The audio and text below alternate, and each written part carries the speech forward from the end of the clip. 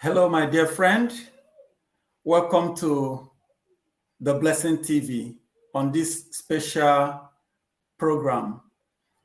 We are going to be talking about something I think is very, very vital, the pathway to financial freedom. I know a lot of people are hurting financially, and a lot of people are struggling and wondering, can I actually make a difference in my financial life, in my financial situation? The truth is that you can. And today we are going to be facing it. We want to discuss the pathway to financial freedom. This is a special aspect of personal financing that I think will do a lot of good to many people. To discuss with me today is one of my close friends. We worked together when we were founding a church, a branch church in our home state, in Ebonyi State, in Afikpo precisely. And it was a very good thing to work with him. At the time, he was working in a bank, and he gathered a lot of knowledge about finance and personal finance. I will want you to meet my friend, Dr. Chukwuma. Dr. Chukwuma, you are welcome to the program.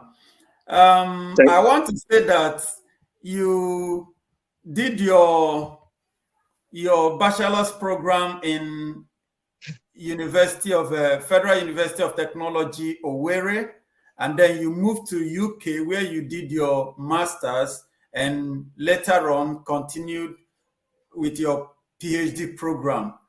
I also want to say a big congratulations to you for completing your PhD program. Congratulations. Thank you very much. With that, I would like to hand over the mic to you so that you can tell us a little bit more about yourself. Thank you for the opportunity, Pastor. I appreciate this opportunity so much. And I think the aspect of myself that is relevant for the conversation today, in addition to what you said, is that I wrote a book after my work in the bank, about 6 years that I spent in the bank under consumer banking. And the book was about personal finance. So it will be a very good session to draw from that book. The second thing is that even though I'm an engineer, I am also a student of Institute of Chartered Accountants of Nigeria. So I'm at the final stage of my accounting certification. So I believe that if we put that background in context of us being Christians, we can also draw inspiration from the Word of God, and then combine it with the knowledge we've acquired in different disciplines to have a fruitful conversation this evening. So thank you for the opportunity to be here this evening. You're welcome. You're very welcome to the program, and I'm excited and looking forward to a very fruitful program. Many a times we have actually talked, debated, dialogued, and I always learn a lot.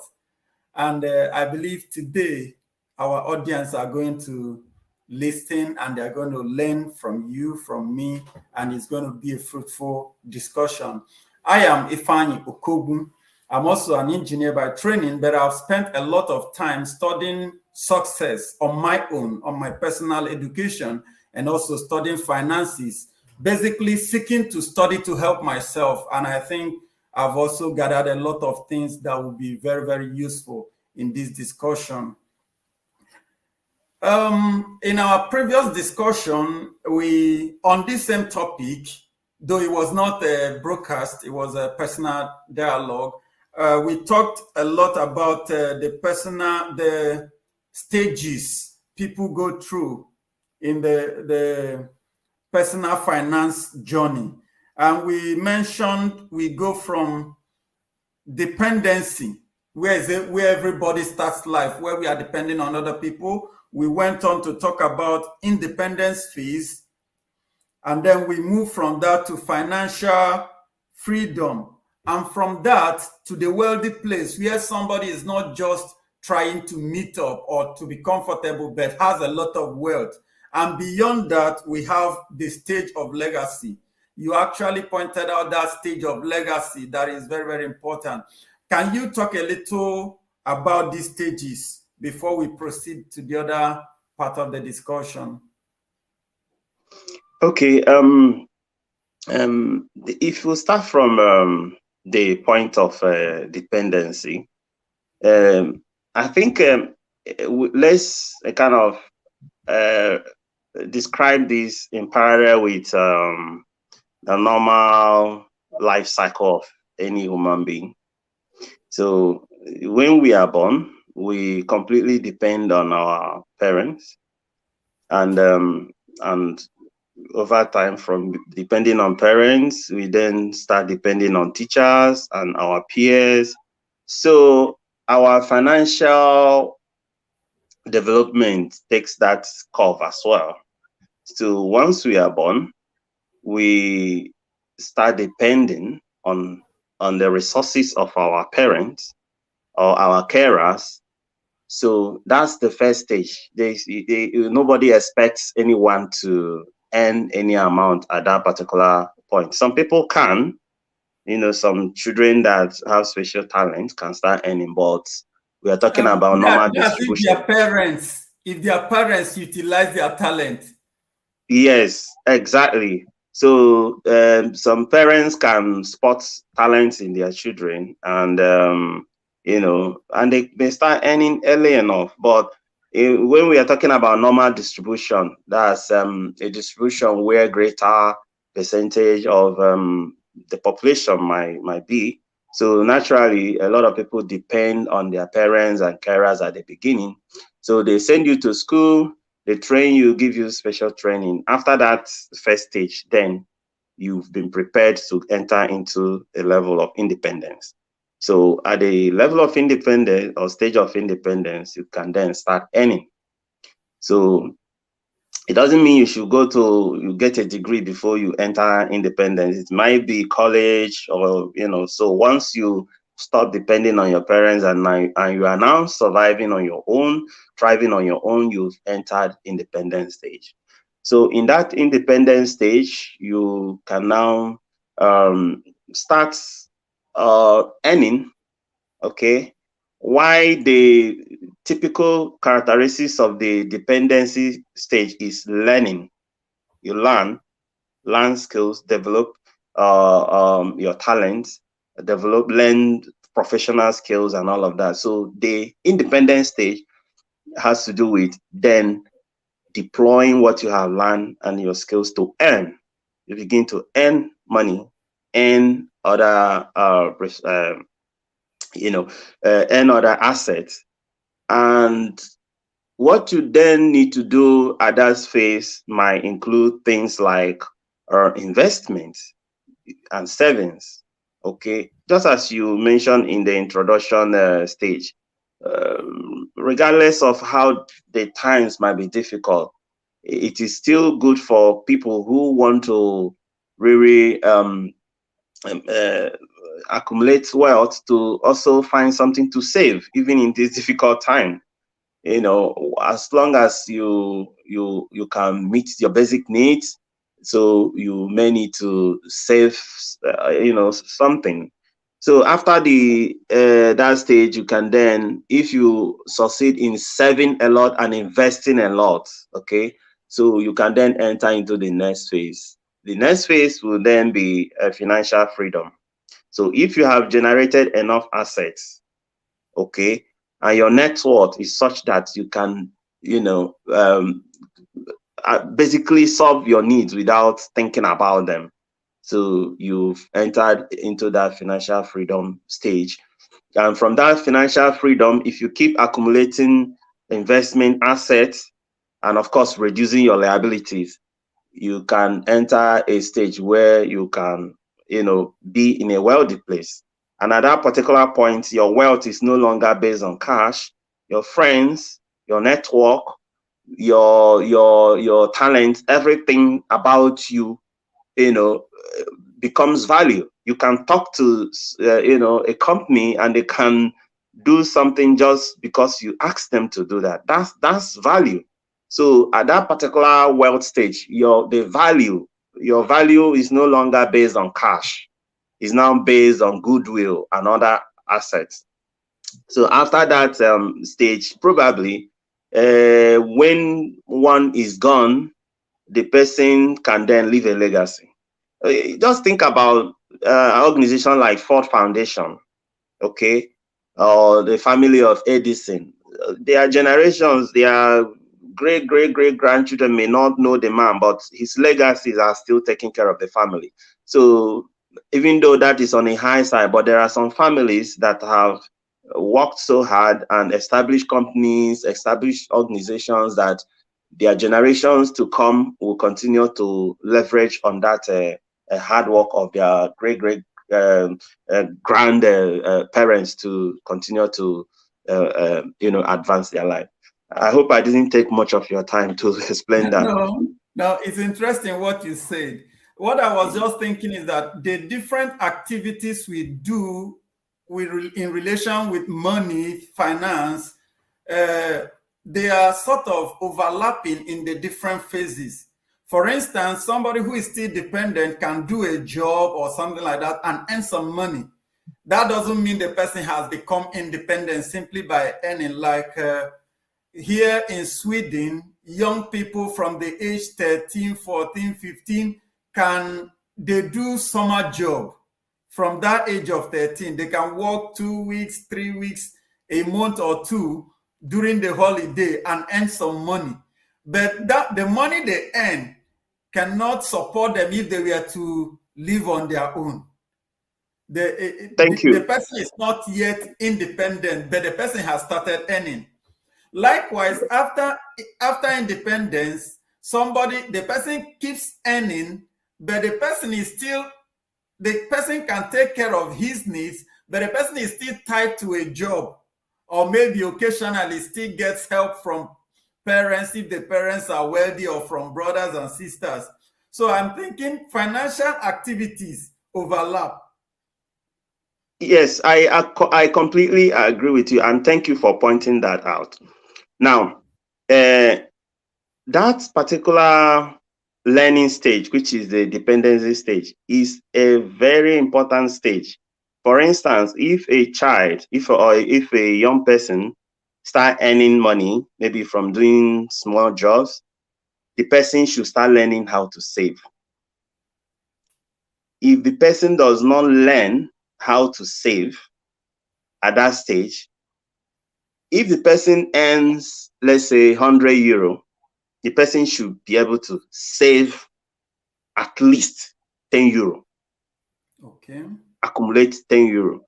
Now, if the person learns that habit of saving, the person can then carry that habit, which is a very difficult habit to learn, but is the best habit to be financially independent, because your future investment depend on your savings, your capacity to invest your savings, what you have accumulated.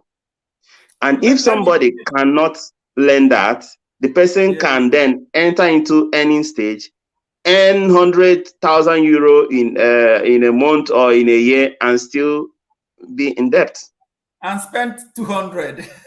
And spend 200. Thank you so much. And spend 200 and still be in debt. So, and at the end of the day, that the end point of that kind of person will be to be in poverty and in misery, because they may repossess the person's house at the end of when the person should be retiring and passing legacy. The person will be passing on debt to the family and frustration to the family, So that you mentioned something that is very, very, very salient. Even at the wealth stage, you still have to be learning. So learning cuts across the spectrum. So your point is a very salient one, and I completely agree with you. Yeah. I like the point you make about savings and starting it as early as possible. If I will use another term for savings, I would say spending below your income. Spending below your income. Many people are already in the habit of spending in excess of what they earn.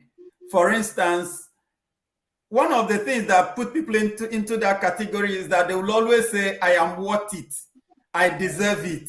And by the time you know it, they are no longer spending according to what they earn. They are now spending according to what they think. So I think it's important for somebody to spend within his income and to save something. Saving something means you are spending within your income. That's a very powerful point. Can I ask you one question now? Is financial freedom the same thing as retirement? Financial freedom is a state. It's a state. Okay. So somebody can retire without being financially free? Exactly. Or somebody can be financially free even before retirement? Perfect. So it's a state. It's a state of having enough finances to solve your problem. So that if you want to buy a car, if you want to go on holiday, if you want to pay your children's school fees, if you decide tomorrow, I want my children to go to Harvard, okay, or anything you think you need money to do, ability to do it within your of course lifestyle. Your capability, within your lifestyle. So you should be able to solve the problem. If somebody is not feeling fine and the person can find money to go to hospital, the person is not financially free. The person is still, not free. So living in a way that you can accumulate enough, not to worry about any bill coming, okay, gives you that leverage of freedom. So it's a state, not a destination. I like that. I like what you say. I think if somebody goes into retirement without achieving financial freedom, it means the person loses his independence and begins to be dependent again, either depending on pension or depending on the children to take care of them. Exactly. And also, one of the ways you just mentioned something that is also silent. One of the subtle way to help yourself could be to invest in your children, because when we talk about investment, it's not just about stocks. It's not just about buying houses and all of that. You can also invest in human beings. And if you can invest in your children, okay, and they come out very well, they may become assets. I'm not saying you now depend on them completely, but responsible children will never abandon their parents. I can't abandon my mother. Anything my mother needs now, I should provide it for her. And I will do that because I know the day maybe she went to Union Bank and emptied her account because I was going back to school. I can't forget that experience. And even if it is just that experience, I will always remember it and make sure I meet her needs. So I am now a kind of an asset to my mother. Remember that everything boils down to assets and liabilities. Okay. Sure. So if an asset is an investment you made in the past that will continue to bring in income and more asset in the future, and a liability is a transaction you did in the past that will always continue to take away money from you in the future. So I'm an asset to my mother, okay, because I will always meet her needs. So investing in the kids is also a form of investment in addition to other forms of investment. That's very, very brilliant, because if you don't raise your child to become financially an asset, to become competent and to earn, then that child will turn out to be a liability and will keep depending on you much longer. Even when you should have been receiving from the child, you still have to be giving to the child. I remember this incident that happened in our village, hometown. My friend told me, it actually was my friend's uncle. The man was maybe in his 70s or 80s, about the age of my father. My father was already around 80 in those days. And then my friend was telling me, first of all, I will observe this man, that he was still doing carpentry work, heavy work at that age, bent over and will be working. It used to be painful to me. And when I was relating it to my friend, he was saying that his children, who should have now been throwing back to him, still come home and steal the man's money. It is painful, and this could result when children are not given good footing. And that is why I think even young people should listen to this teaching and benefit from it. We'll be moving on the discussion. Can you, Dr. Chukwuma, can you tell us some of the salient things about financial independence, from when the person is financially independent and when the person is financially free? What are the key things, the key characteristics, and also what the person should be focusing on, what the person should be pursuing? Okay, the first thing is being able to save. Okay, it doesn't matter the amount. The next thing will be being able to research. Okay, research on alternative investments that you can now plow that your savings into, because savings alone cannot make anybody financially independent. You should acquire assets. You can even buy a business. So I think it's also good when we talk to the lower level. We can also talk at the bigger level.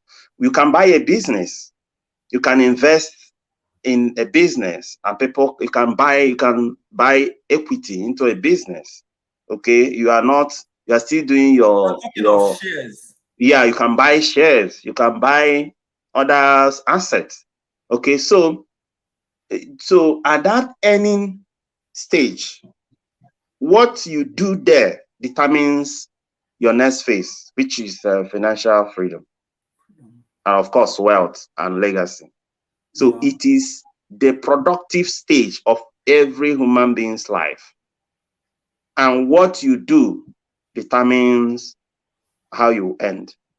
So, and you are faced with decisions on daily basis, and it's a simple decision of balancing. In accounting, they call it balance sheet. Yes. Okay. So and income and asset, income and expenses. Okay. Are you spending your money on the things that you should spend them on? Okay. So if you earn €100, so can you prioritize the things you should spend on after savings? And there are some books people should also read. For instance, The Richest Man in Babylon. Yes. And that book is a classical book. I read it more than 5 times. I listened to the audiobook. People can go to YouTube and listen to the audiobook. So you can accumulate. You must equip yourself with knowledge, and you must save, and then plow out your savings into investment, and replow your earning into investment. Keep doing it until you retire. You are accumulating assets. At the end of the day, you just discover that your net worth will continue to increase. Okay, and whatever God gives you, you can retire, and you must be. There's no way you won't be happy. There's no way you won't be happy. Yeah. Wow, that's interesting. Let me ask you about this. What is the relationship between employment and lifestyle as relating to financial freedom? Okay. One thing is that some people work in employment that brings in more money. For instance, people that work in oil and gas, banking and finance, telecommunications, and other sectors. So, but there is something that also happens. I think it's called Parkinson's law. Okay. So it says that your expenses grow to meet your income so that it will bring you back to zero. Okay. So take for instance, a man is working in public sector, maybe in civil service.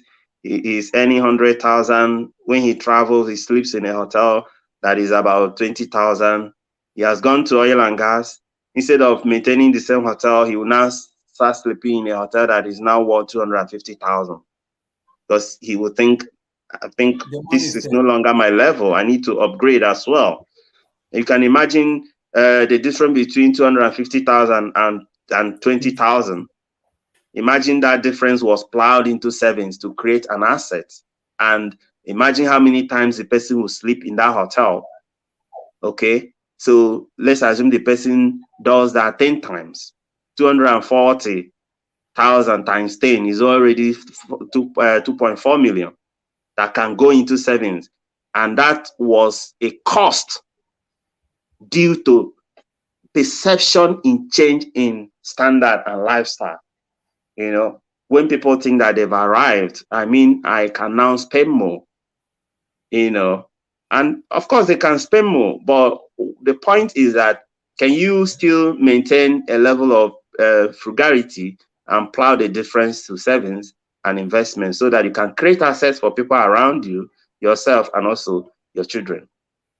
Wow, thank you so much. You made an important point in that you're advising that people, while their income is growing, they retain a lower lifestyle so that they can have an extra money to put into their investment.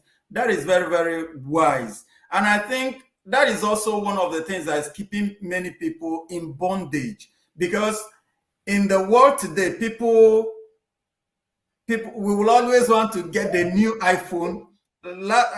iPhone 14 has already been launched. I received an email from Apple that they are going to come out. Is it on 26th of September? So they are now asking people to come and buy. That's about 15,000 kronos. That's a lot of money. That's what somebody is going to be plugging into iPhone. You know, people will always want to meet up. Is an iPhone, is a new car, is luxuries, and these things don't bring money back. These are big liabilities because they will keep taking money from somebody. So if somebody can maintain a lower lifestyle and then use the money in investment, then the person will reach financial freedom faster. I completely agree with you. No. I agree with you. Yeah. Yeah. So that's relating to my next question, transition. How can one transition from dependence to independence, independence to financial freedom to wealthy place? You have been talking about saving and maintaining a lower profile than one can afford. Or is there any other thing you think that will be useful in somebody moving from one level to the next one? I think another point is association. Okay. And broadening earning capacity. Okay. So if one can learn more skills to provide more values for people that they can pay, it may increase the earning rate. If one can network with like minds and learn from them, the person can learn a better way of saving, cutting costs, and also a better way of making investment decision. or even investment opportunities.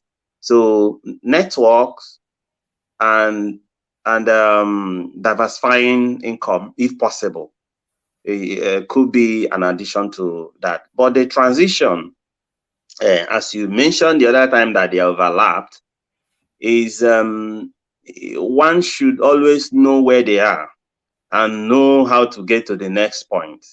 But what is fundamental is that whatever you do, whether you are an entrepreneur or you are working for others, you must understand that the principles of reaching that stage of financial freedom is one, that you have a skill and you are valuable in what you do, which means that you earn income sufficient enough that you can save.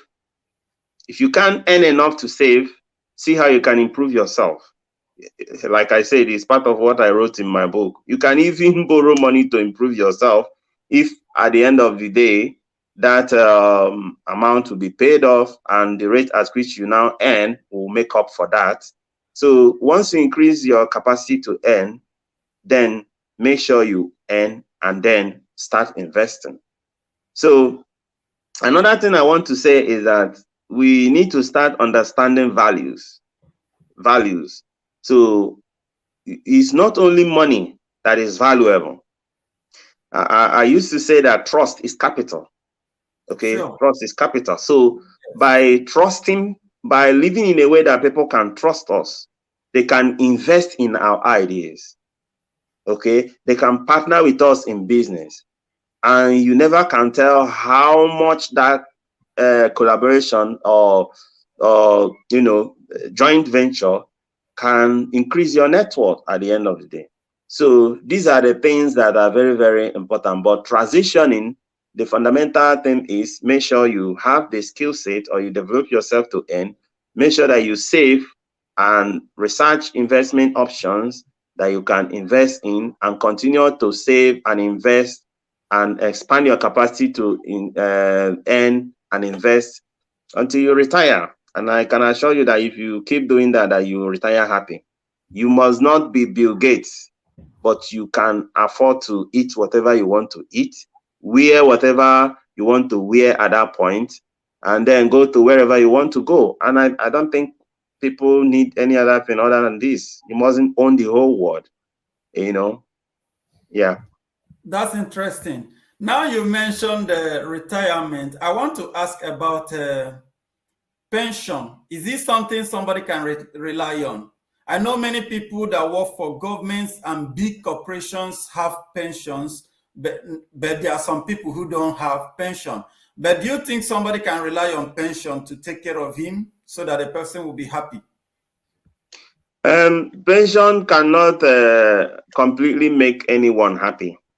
Okay, but it could be a component of what a person can be relying on after retirement. And it's a very good one because it will form the base of income. At least the person knows that that money will certainly come, okay, on weekly or monthly basis. Why the person, if the person is still strong enough, can still be doing other things, keeping fit, supporting others, and earn more even at that stage, not actively working again, but at least doing things from time to time to earn more and supplement the pension. And like I said, maybe children supporting investments. Take for instance, when the person was active during the independent, the person has assets, houses that people parent. So if people pay, let's say 1,000 euro, okay, and the person earns, let's say 1,000 euro again from pension, that's already 2,000. The other one from pension, the other one from acquired assets during active life. And there may be other assets, that might be adding up. So pension is a constant source of income after retirement. And if anyone let's take for instance, we even entrepreneurs. I would encourage entrepreneurs to have a kind of a pension fund account, even if you are doing your own business, because you will not always be active to work. You cannot say, I mean, you can't, there's no for entrepreneur that will work. Let's say you keep working till you are 100 years. You know, because you are an entrepreneur, you will always be working. No, find a way to also take part of your investment and secure it in a form that it will continue to give you at least monthly or weekly income when you retire. Wow, that's brilliant. I think I've encountered some people who are doing it, people who are retired many years ago, maybe 10 years back, they are retired. Some of them I've met around here. One does gardening, does some work around his house. The other one has a bee farm and has a workshop where he can do one or two things. And yet they are still having their pension. My take would be that if somebody reaches financial freedom, which we have defined as when your passive income from your assets is enough to take care of you, take care of your lifestyle, then I think if somebody reaches it before entering a pension phase, then the person will be happy and wouldn't really need to adjust so much. But if somebody doesn't have any passive income coming in apart from salary, then the person is likely going to hit rock, because pensions are usually like a third of somebody's salary. Then it can't carry you. If the person have many people who are still depending on him or her, then it's going to be a lot of calamity. So my encouragement will be for people to strive to reach financial freedom, gather assets that can return money to you even beyond your working life, your working phase, so that when you go into retirement, you don't have anything to fear. It might take a little more squeezing of your expenditure, a little more of working hard and researching for investment opportunities, but it's something you will not regret. I would like us to tackle a final segment of the discourse, which is about legacy. What do you think parents should do to set up their children for success financially? Okay, I think the first thing is teaching children principles. Okay. Principles are more reliable than rules. So principles will always work. Okay. So if you are able to teach your children principles, you've done almost 50% of the job of helping your children to be financially free. And if you are not able to do it, and they didn't learn the principles, then they are at risk. At risk. They may succeed by chance, but they are at risk. Why I say this is that financial freedom is mathematics, and mathematics is precision. Okay? Yes. I can tell you how much my annual salary is. Okay? Yes. But I may not tell you the decisions I will take on them. Okay. So, but at the end of the day, you can predict or calculate with accuracy what I did with that total salary in a month, in a year. So the principles that will help me to trap an aspect of that total salary and convert them to assets is almost like a secret. And that is what parents should to find. And we've mentioned one of them, the principle of savings. And like you said, people that are working, they, even if you are 10 years, 12 years, start learning how to save. It's one of the one of the most difficult things to do. You may save up to 1,000, all of a sudden you can use it and buy a jersey or, take a holiday and come back and start saving again from, So you need to learn how to save. It's a very difficult, it's not easy. It's very, very difficult. And that is the secret of being financially independent. Anybody who can never save can never be financially free. Just take that to the bank. Okay. Now, let Saving, me ask you a yeah, question. yeah. Giving children money, does Yeah. it help children or does it hurt them? It depends on how you give them. So you need to start helping them to learn what money is. That money is a store of value. So they should, for instance, let them earn the money. They may do things that may not harm them at home, and you can pay them for doing that. Then you may set academic expectations for them, and they can earn money from performing very well at school. So they must see money as a store of value, and that's what money is. Money is a store of value. The organizations that are serving us the most are the wealthiest. Look at the Googles, look at the Facebooks, look at all of them. They are serving us in some ways, and that's why we are happy paying them. We are happy for them to make money on us. So the more the children learn that money is a store of value, and that once you offer value, people will offer you money. Okay, so they will begin to grow being conscious of what can I do to solve other people's problem. Okay, even when they are working, how can I contribute in my working place so that I can remain valuable? Okay, so it is money is a value, is the means of transacting values. Yeah.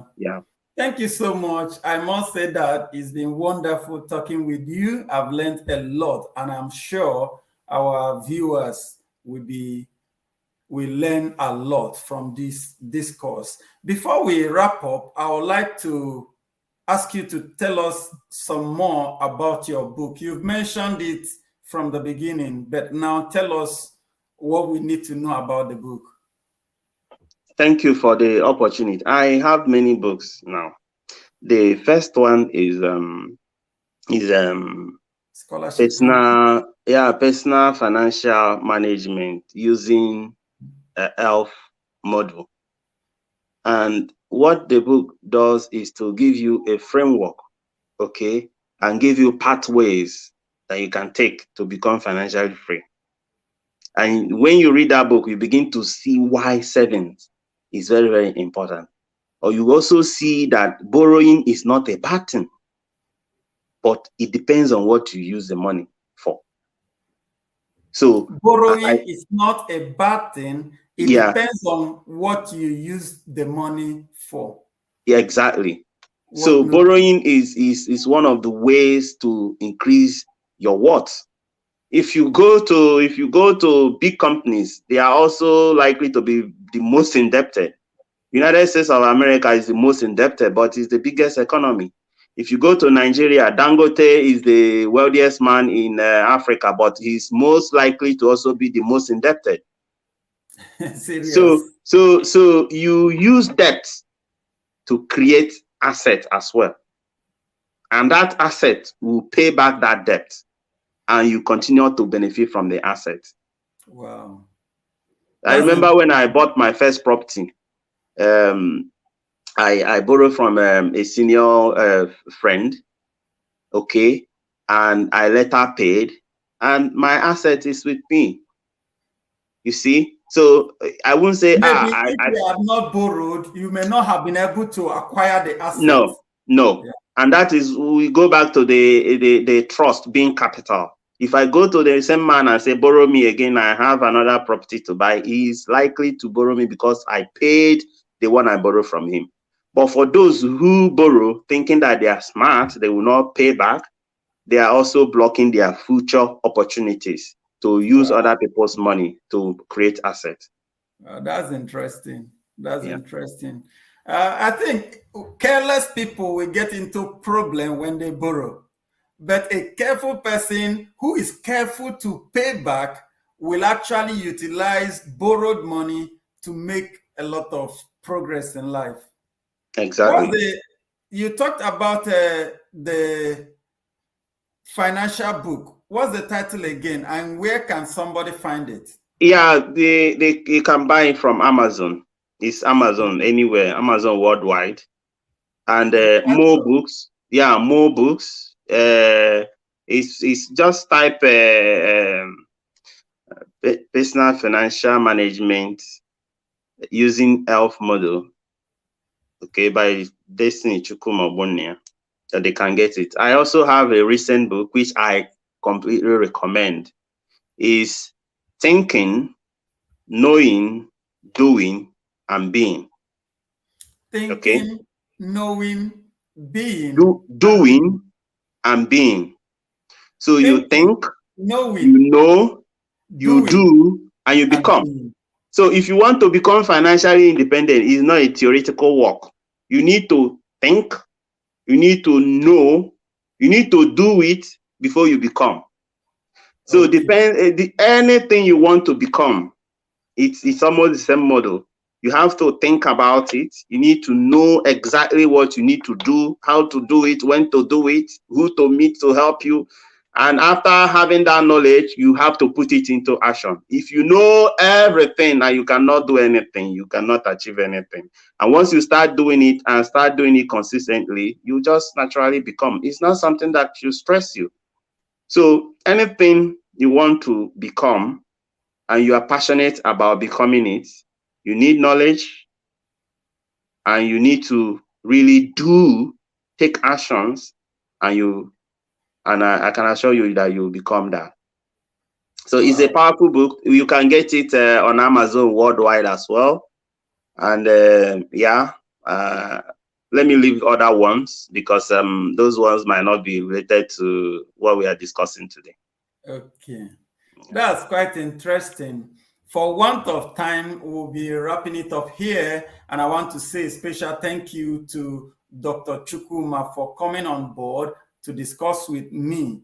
It has been enlightening, and I know our viewers, the audience, will be excited with the lots of information, lots of wisdom that has been shared through this video.